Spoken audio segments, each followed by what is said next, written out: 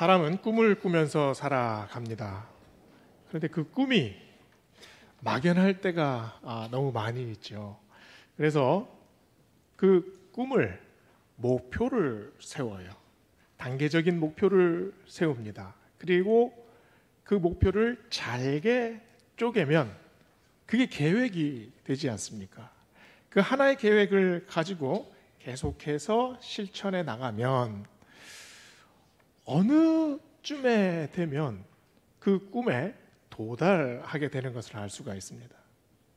얼마나 간단합니까? 목표를 설정하고 구체적인 계획을 세우고 그 계획에 따라 착실하게 나아가면 꿈에 도달하게 된다. 그런데 이게 말처럼 쉽습니까? 실제 우리 삶에서는 우리의 생각하는 대로 인생이 잘 돌아가지가 않습니다. 요리사가 꿈인 한 학생이 있었습니다. 집에서 우연히 친척들이 왔는데 된장찌개를 이렇게 만들어서 식탁에 내놨는데 친척들이 너무 맛있답니다. 그냥 막 박수치고 난리가 났어요. 내가 무엇을 만들어서 그것을 정성스럽게 준비해서 한 사람에게 줬는데 그 사람이 행복하게 되는 것, 얼마나 보람찬 순간입니까? 이 아이가 그래, 나는 인생의 목표는 이제 요리사가 되는 거야. 그래서 유튜브를 보고 열심히 준비를 했습니다. 그 아삭아삭한 맛, 막 바삭바삭한 맛, 달고 짜고 단맛, 얼마나 신비로워요. 자기 손을 거쳐서 그냥 다양한 음식들이 막 생겨납니다. 그래서 요리학교를 졸업을 하고 식당에 취직을 했어요. 그런데 이 주방장에게 매일 혼납니다. 맛이 이게 뭐야? 다시 해. 너 이 정도밖에 안 돼? 이거 못 쓰겠구만. 밤에 혼자 남아서 식당 청소를 하고 설거지를 하면서 저절로 눈물이 주르륵 흘러요. 내가 저놈의 주방장 때문에 내가 이걸 때려치든지 해야지 도저히 못 해보겠어. 이렇게 생각을 하면 이 학생의 꿈은 어떻게 됩니까? 내가 꿈꾼 인생의 목표가 있습니다. 그런데 주방장 하나가 내 꿈을 무너뜨리게 놔두면 되겠습니까? 주방장에게 칭찬받는 게 인생의 목표입니까? 우리는 살아가면서 뭔가 원대한 꿈이 있다고 생각을 합니다. 그런데 그 원대한 꿈을 향해서 가는 순간에 아주 작은 문제들, 작은 고난들이 닥칠 때 우리는 그것 때문에 꿈을 포기하는 경우가 너무나 많지 않습니까? 사도 바울이 바라보는 인생의 관점이 있습니다.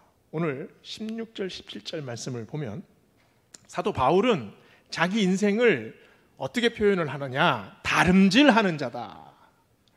그리고 제사에 바쳐지는 제물이다. 이렇게 표현을 해요. 아주 독특한 인생관입니다. 내 인생은 끝까지 다름질하는 인생이다. 그런데 그 다름질이 누구를 이기려고 다름질하는 게 아닙니다. 1등을 하려고 다름질하는 게 아니에요. 최종 목적지까지 도달할 때까지 나는 끝까지 달리는 자다. 그 다름질이 어떤 다름질입니까? 하나님께서 주신 사명 아닙니까? 그 사명을 계속해서 내가 붙잡고 이 땅에 사는 시간 동안 최선을 다하며 사는 것, 그것이 바로 내 인생이다. 그래서 재물이라는 표현을 썼습니다. 내 인생은 하나님 제단에 바쳐진 재물 같은 인생이다. 재물은 태워져야 합니다. 재물은 이 인생의 다양한 냄새가 섞여 있는 우리 몸이에요. 우리 인생이에요. 우리 인생의 시간입니다. 그런데 그 시간을 하나님 앞에 드려질 때 우리 인생의 냄새가 하나님께 올려드리는 거룩한 향기로 변하게 됩니다. 그래서 오늘 사도 바울은 이 다름질을 오늘 본문에서 3가지 동사로 설명합니다. 12절에 보면 두렵고 떨림으로 구원을 이루라. 15절을 보세요. 세상에서 그들 가운데 빛으로 나타내라. 18절에 보면 기뻐하고 기뻐하라. 이 세 가지 동사를 통해서 사도 바울은 오늘 우리에게 성화를 설명해 주고 있습니다. 우리가 달려갈 길이 어떤 길입니까? 우리가 달려갈 길이 바로 이 성화의 길입니다. 거룩한 삶, 그 삶으로 들어가는 것, 그것이 오늘 말씀의 주제예요.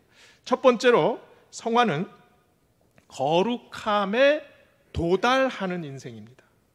성화는 거룩함에 도달하는 인생입니다. 12절을 자세히 봅시다. 그러므로 나의 사랑하는 자들아, 너희가 나 있을 때뿐 아니라 더욱 지금 나 없을 때에도 항상 복종하여 두렵고 떨림으로 너희 구원을 이루라.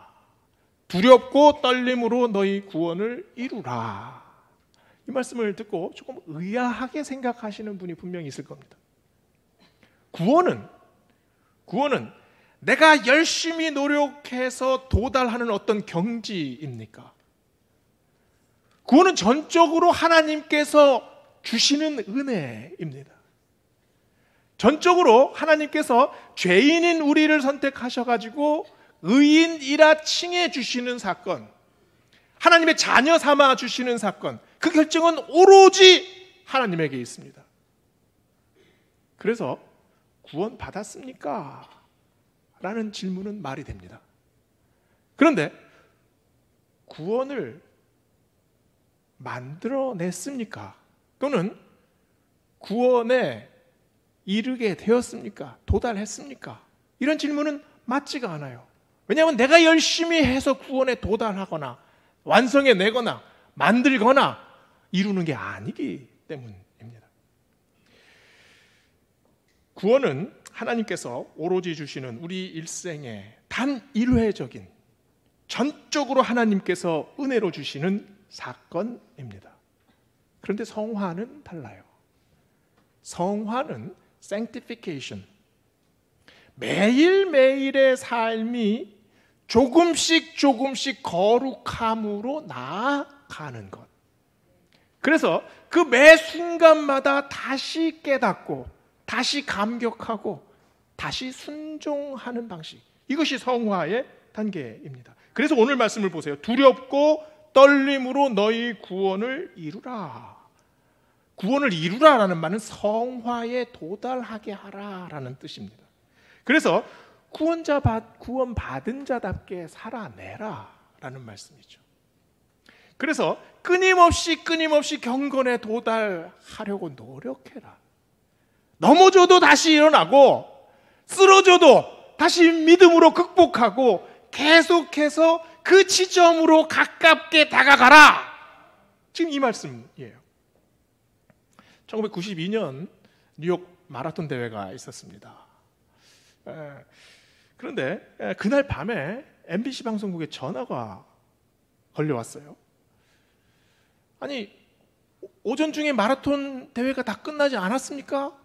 그런데 아직도 달리고 있는 선수가 있어요. 그래서 이 MBC 방송국에서 기자를 보냈습니다. 이 마라톤 대회는 아침 8시에 시작해가지고 정오인 12시에 다 마감이 됐어요. 1등, 2등, 3등 다 메달 수여식을 받았고요. 마라톤 관계자들, 방송국 관계자들 다 집으로 돌아갔습니다. 근데 기자가 나가 보니까 그 허드슨 강변에 한 여인이 이 클러치를 짚고 쩔뚝쩔뚝 하면서 계속 뛰어가는 거예요. 옆에 차가 확 지나갑니다. 그랬더니 이 여인이 사실은 장애인이었던 린다 다운이라는 여성입니다. 지쳤는지 비틀비틀하더니 푹 쓰러져요. 그러더니 좀 있더니 다시 일어나서 다시 쩔뚝쩔뚝 하면서 걸어가기 시작합니다. 기자가 직감적으로 카메라를 들고 그 장면을 계속 찍습니다. MBC 방송국에서 그 송출한 장면을 보는데 데스크에서 지금 뉴스가 시작돼야 되는데 뉴스 조금 미루고 이 장면을 계속 보여주기로 결정을 합니다. 그 뉴스를 보고 그 당시 그 허드슨 강변을 달리던 큰 트레일러 기사가 속도를 서서히 낮춰서 그 선수 뒤에서 계속해서 헤드라이트를 비추면서 이렇게 가요. 옆에 달리려는 차들도 뉴스를 듣고 그냥 응원을 합니다. 부랴부랴 마라톤 관계자들이 다시 모입니다. 그리고 그 마라톤 측정을 하는 시계가 다시 돌아가기 시작했어요. 공식 기록 11시간 57분 2초. 수많은 사람들이 환호했습니다. 기자가 이 린다 다운에게 질문했어요. 어떤 마음으로 달리셨습니까? 제 인생이라고 생각하고 달렸습니다. 이게 무슨 말일까요? 엄숙함입니다. 마라톤 경기 하나가 아니라 내가 지금 뛰고 있는 이 길은 내 인생이다. 쓰러지고 넘어져도 다시 일어나야 된다. 아무리 먼 것 같아도 끝까지 완주해야 된다. 삶에 대한 엄숙함, 진지함, 이 마음으로 지금 달렸다는 거예요. 두렵고 떨림으로 너희 구원을 이루라. 한 걸음 한 걸음 두렵고 떨림입니다. 쓰러질 수도 있습니다. 실패할 수도 있습니다. 좌절할 수도 있습니다. 기진맥진할 수도 있어요. 그러나 달립니다. 여기에 우리 신앙 인생이 있지 않습니까? 사도 바울도 이 마음으로 달렸습니다. 바울이 구원받지 못했다면 아마 그 길을 달려갈 수 없었을 겁니다. 고린도전서 11장 23절에 바울의 고난이 쫙 나오지 않습니까? 추위에 시달리고 허기짐에 시달렸습니다. 감옥에 수도 없이 갇혔어요. 40에 하나 감한매를 5번이나 맞았습니다. 태장으로 맞고 돌에 맞아 죽을 뻔하고 배가 파선하고 쫓겨다니고 도망 다닙니다. 왜 이런 고생을 하면서 포기하지 않고 달립니까? 구원받았기 때문입니다.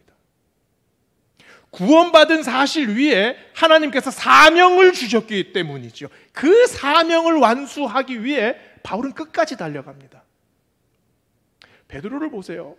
베드로는 예수님께서 잡히신 그날 제사장의 집들 안까지 쫓아 들어갑니다. 그런데 내가 죽기까지, 내가 죽어도 예수님을 따라가겠습니다 맹세했던 베드로가 작은 여종이 그 뜰에서 당신도 예수님하고 같이 있던 사람 아니요? 순간에 가슴이 털썩 내려앉습니다. 무슨 소리 하는 거냐? 나는 예수라는 자를 알지를 못한다. 부인만 하는 게 아니라 저주까지 했다고 하지 않습니까? 예수님을 위해서라면 내가 목숨까지 걸겠습니다 장담했던 베드로입니다. 그런데 사실은 자기 목숨이 더 소중했어요. 예수님과 함께 끝까지 함께 가겠다고 생각했는데 항상 자기 생각에 박혀 있었습니다. 그런데 이런 베드로가 어떻게 순교하게 됩니까? 어떻게 죽을 줄 알고 그 자리로 다시 돌아가게 됩니까? 어떻게 십자가에 거꾸로 매달리게 됩니까? 성화되었기 때문입니다. 나만 생각하던 내 목숨에만 집착했던 베드로가 거룩함의 은혜로, 하나님의 은혜로 예수 그리스도의 생명을 제대로 깨달아가기 시작합니다. 내 인생 하나에 정정긍긍하던 베드로가 예수 그리스도의 인생이 나의 인생임을 깨닫게 됩니다. 그때부터 목숨이 두렵지 않아요. 그때부터는 죽음이 두렵지 않습니다. 성화는 구원받은 자들의 결단이고 거룩하게 되는 과정입니다. 그런데 많은 사람들이 이 성화를 생각을 할 때 내가 정진해야 되고 내가 노력해야 되고 내가 자제해야 되고 내가 억제해야지 그 단계에 도달한다고 생각합니다. 그러나 성화는 노력이 아닙니다. 성화는 신비입니다. 구원의 확신이 내 안에 있을 때 그 구원의 확신 안에 하나님의 은혜가 임해서 그 은혜가 우리 삶 속으로 퍼져나가는 것. 그래서 내 삶이 하나님의 뜻에 맞는 삶으로 조금씩 변화되어져 가는 것. 그래서 그것이 인생을 변화시키고 그래서 내 삶이 거룩한 삶으로 변하게 되는 것. 내가 하나님의 자녀답게 살겠습니다. 내가 다시 불타는 인생으로 변화되겠습니다. 내가 하나님의 뜻이 무엇인지 깊이 묵상하겠습니다. 이 마음이 저절로 생겨나는 것, 그것이 성화의 단계입니다. 구원과 칭의, 거듭남, 일회적인 사건입니다. 하나님께서 주시는 전적인 선물입니다. 하나님의 결정입니다. 그런데 우리의 목표는 구원에서 그치지 않습니다. 구원에서 끝나는 것이 아니라 여기서부터 성화의 단계가 다시 시작합니다. 우리는 다 구원받은 사람들입니다. 그러면 이 땅에서의 사는 모든 목적을 다 이루었습니까? 천국 가는 티켓 딱 받았으니까 이제 다 필요 없습니까? 여기서부터 다시 시작입니다. 성화의 단계를 하나하나 차근차근 밟아 올라가야 합니다. 바로 우리에게 이 단계가 남아 있습니다. 내 평생의 시간을 통해서, 앞으로 펼쳐질 내 평생의 시간을 통해서 구원받은 내가 하나님 앞에서 거룩하게 변하여지는 것, 나와 관계한 모든 사람들 사이에서 내가 복음의 의미를 밝혀내는 것, 내가 사랑하는 사람을 위해서 나를 희생시키는 것, 하나님께서 나에게 내 삶에 이 땅에 사는 아주 짧은 시간이지만 여기서 나에게 무엇을 원하시는지 조금씩 깨달아 가는 것. 그래서 갈등 속에 휩싸여도, 마음이 힘들고 슬프고 눈물이 나도 하나님의 품성이 나의 품성이 되어져 갑니다. 내가 준비하고 계획하고 쓴 많은 나의 계획이 있는데 그 계획 안에 하나님의 계획이 들어오게 됩니다. 그래서 내가 인격을 수양하는 것이 아니라 하나님께서 주신 하늘의 인격으로 내 마음이 가득 차게 변하여지는 거죠. 사람이 다 사람이 아니다라는 말이 있지 않습니까? 사람다워야 사람이다 라고 말을 합니다. 믿는 자도 마찬가지입니다. 모든 사람들이 믿는 자가 아니라 믿음의 열매를 맺는 자가 믿는 자입니다. 오늘 말씀을 통해서 정말 두렵고 떨림으로 한 걸음 한 걸음 그 하나님의 거룩함, 성화의 단계로 가까이 가시는 우리 모두가 되시기를 축원합니다.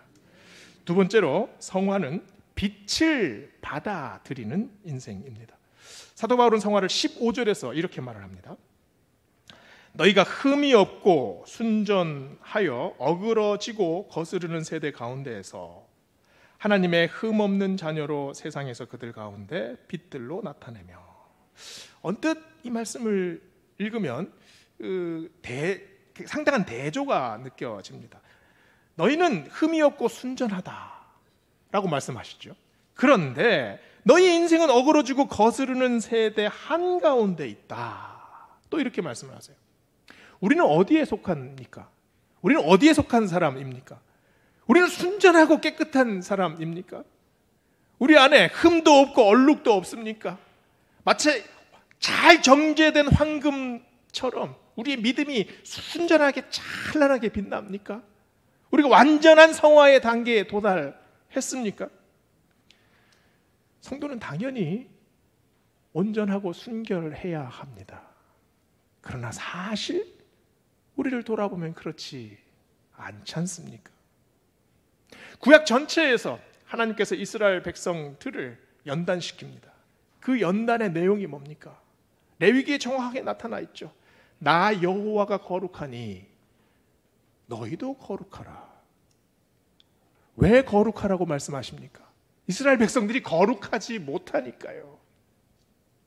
성도는 거룩한 무리입니다. 그런데 우리가 거룩합니까? 내 안에 깊은 어둠이 있습니다. 내 삶 속에 깊은 신음이 있습니다. 누구도 알지 못하는 슬픔이 있고요. 큰 좌절을 느끼면 내 마음은 단단하게 굳어버립니다. 우리 모두가 다 그렇지 않습니까?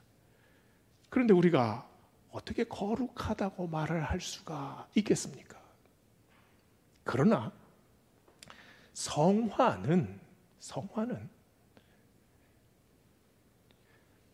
성화는 도달하는 과정입니다. 성화는 어떤 라이센스나 자격증을 따는 것이 아니라 계속해서 우리의 평생을 두고 거룩하여짐으로 가까이 가는 거죠. 우리가 의인입니다. 그러나 죄인이 아닙니까? 죄인이면서 동시에 의인이에요. 그 말은 우리는 죄악에서 완전히 밀폐되고 차단되고 깨끗한 인생이 아니라는 말입니다. 여전히 죄인이에요. 그러나 우리의 삶이 점점 그 죄악의 원점에서 점점 멀어지는 것. 그래서 우리의 삶이 점점 하나님의 은혜로 거룩하여지게 되는 것. 그것이 우리의 목적입니다. 도스토옙스키의 죄와 벌이라는 유명한 작품이 있지 않습니까? 라스콜리니코프는 가난한 대학생이었는데 그 가난한 사람들의 돈을 쥐어짜면서 고리대금해서 이렇게 괴롭히는 그 노파를 죽여버립니다.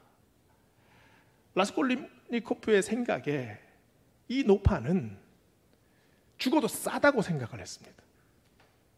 사회의 악이다. 벌레 같은 인간이다.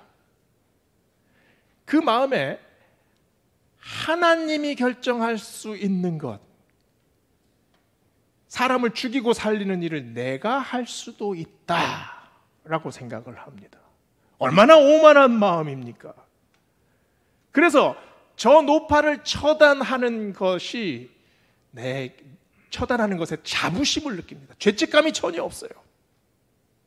그런데 이 라스콜리니코프의 구원의 실마리가 되는 사람이 누구입니까? 소냐라는 여인 아닙니까? 그 소냐는 거리에서 몸을 팔고 다니는 장녀였습니다. 그런데 이 라스콜리니코프가 정말 벌레 같은 인생이라고 생각했던 그 사람들 중에 하나가 이 라스콜리니코프를 구원으로 인도하는 사람이 되어집니다. 사실 이 두 사람이 모두가 죄인 아닙니까? 한 사람은 사람을 죽였으나 죄책감을 느끼지 못하는 사람입니다. 한 사람은 가족을 책임지기 위해 비참한 단계에 들어갔다 하더라도 흠이 많은 사람입니다. 여전히 오점이 있는 사람입니다. 이 두 사람 사이에 무엇이 임합니까? 하나님의 은혜가 임합니다. 죄와 벌의 러시아 소설 원제목은 선을 넘는 사람들이었다고 합니다. 라스콜리니코프는 선을 넘었습니다. 사람을 죽였습니다. 죄책감을 느끼지 않습니다. 그러면 소냐는 다릅니까? 소냐도 자기 인생을 허비합니다. 가장 밑바닥에서 그렇게 살아갑니다. 이 두 젊은이 사이에 선을 넘어버린 이 두 젊은이를 하나님께서 신비한 빛을 비춰주십니다. 그래서 이 소냐가 라스콜리니코프를 끝까지 사랑해서 시베리아까지 따라가지 않습니까? 거기서 이렇게 말해요. 일어나세요. 지금 당장 내 거리로 나가 당신이 더럽힌 돼지의 입을 맞추세요. 온 세상 사람들에게 내가 죽였습니다 말하세요. 그러면 하나님이 죽어가는 당신의 영혼에 또다시 생명을 보내주실 거예요. 도스토옙스키는 죄와 벌을 논하고 있는 중입니까? 은혜와 사랑을 이야기하고 있습니다. 오늘 말씀 15절 말씀 우리가 어떻게 고백하고 읽어야 하겠습니까? 우리가 흠이 많고 순전하지 못하여 어그러지고 거스르는 세대 한가운데 살아가지만 하나님의 흠없는 자녀로 거듭나는 이유는 우리들 가운데 하나님의 빛이 임하기 때문입니다. 아멘. 세 번째로 성화는 기뻐하는 인생입니다. 17절, 18절을 묵상해 봅시다. 만일 너희 믿음의 재물과 섬김 위에 내가 나를 전제로 들을지라도 나는 기뻐하고 너희 무리와 함께 기뻐하리니 이와 같이 너희도 기뻐하고 나와 함께 기뻐하라. 사도 바울은 성도들의 삶을 기뻐합니다. 왜 기뻐합니까? 성도들이 믿음으로 자기 인생을 하나님이 기뻐하시는 산 제물로 드립니다. 그리고 서로가 서로를 섬깁니다. 얼마나 아름다운 모습입니까? 그래서 오늘 말씀 17절 18절을 바울은 이런 뜻으로 말합니다. 여러분의 그 모습 위에, 여러분의 삶 위에, 여러분의 인생 위에 내가 전제로 부어질지라도, 내 인생이 전체가 포도주가 다 쏟길지라도, 내 인생의 진액을 다 부을지라도 그래도 당신들이 나의 기쁨입니다. 내가 당신들의 기쁨이 되듯이 당신들의 나의 기쁨이 됩니다. 지금 말씀이 그 말씀 아닙니까? 그런데 그 기쁨이 사도 바울의 기쁨이겠습니까? 바울은 지금 그 기쁨을 하나님의 마음에서 표현하고 있습니다. 사실 바울도 성도의 하나 아닙니까? 바울도 믿음의 선한 싸움을 싸우는 성도 중에 한 사람입니다. 그 기쁨이 도대체 누구의 기쁨입니까? 하나님의 기쁨입니다. 우리의 삶에서 전력 투구를 하면서 어떻게 하든 거룩하게 살아보려고 발버둥 치는 그 마음을 보시는 하나님의 기쁨. 그래서 이 말씀은 13절과 이어집니다. 너희 안에서 행하시는 이는 하나님이시니 자기의 기쁘신 뜻을 위하여 너희에게 소원을 두고 행하게 하시나니. 우리가 거룩하게 살려고 발버둥 치는 일, 그 일이 하나님의 기쁨이 됩니다. 하나님의 기쁨일 뿐만 아니라 그것이 하나님의 소원입니다. 아주 작은 일에서 내가 하나님의 뜻을 찾고자 합니다. 기도하고 결정하겠습니다. 이것이 하나님의 소원이 됩니다.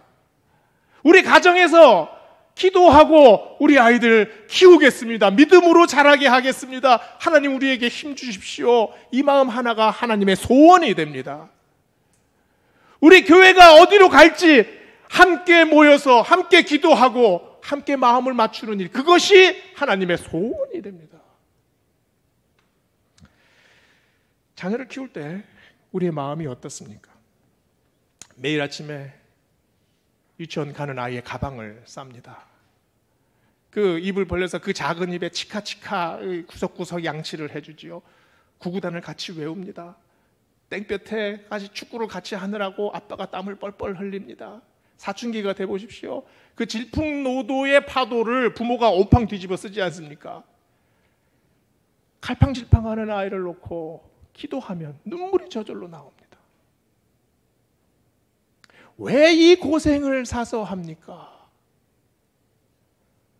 꼭 그렇게 해야 합니까? 아이가 나에게 어떤 존재인지 알지 못할 때 그 사랑이 참 의미 없는 사랑처럼 느껴질 때도 있었을 겁니다.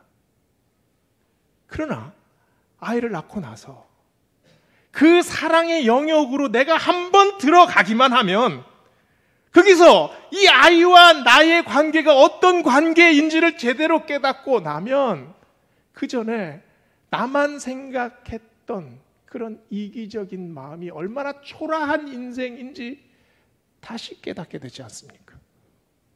내가 희생하지만, 내가 모든 것을 다 쏟아붓지만 거기서 우리는 기쁨을 느낍니다. 거기에서 신비한 사랑을 우리가 느끼지 않습니까? 오늘 말씀에 이 기쁨이 너희 무리와 함께 기뻐하리니 이와 같이 너희도 기뻐하고 나와 함께 기뻐하리라. 바로 그 말씀 아닙니까? 내 아이를 향한 마음이 이제 내 아이만이 아니라 하나님이 사랑하시는 한 사람, 그 한 사람을 위해서 기도할 때, 그 한 사람의 안부를 걱정할 때, 그 사람이 잘 성장하기를 바라는 마음이 될 때, 그게 우리의 기쁨이 됩니다. 바로 그러려고 우리가 이 땅에서 살게 되지 않았습니까? 하나님의 소원이 여기에 있습니다. 우리의 인생의 꿈이 뭡니까?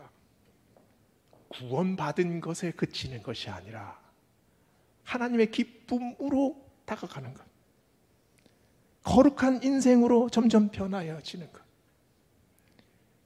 그 다름질을 위해서 넘어져도 다시 일어나고 힘들어도 다시 주먹 불끈 쥐고 하나님 함께 뛰겠습니다, 일어나는 마음. 진흙탕 속에 있지만 우리 모두 다 죄인이지만 죄인인 우리들 사이에 비추는 그 하나님의 은혜의 빛을 바라보는 것, 그것이 성화입니다. 그것이 달라지는 겁니다.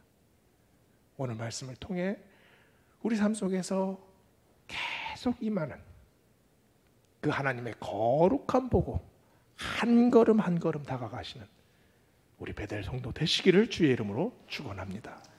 기도하시겠습니다.